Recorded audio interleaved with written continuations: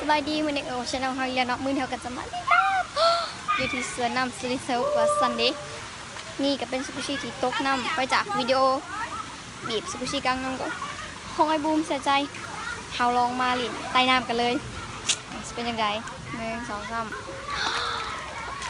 ว้าวตอนนี้ก็อยู่ที่สวนน้ำเดี๋ยวเฮามาบีบใต้น้ำ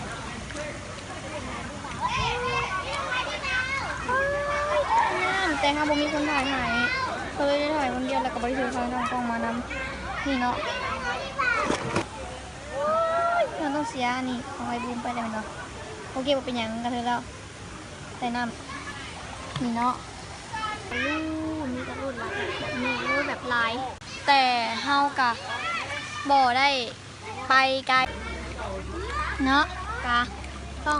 ขอลาไปก่อนสำหรับผู้ชี้ใต้น้ำอย่าลืมกดไลค์ กดแชร์ กด subscribe กดติดตามเพื่อให้คลิปใหม่ๆทุกคนได้สำหรับวันนี้ขอลาไปก่อนบ๊ายบาย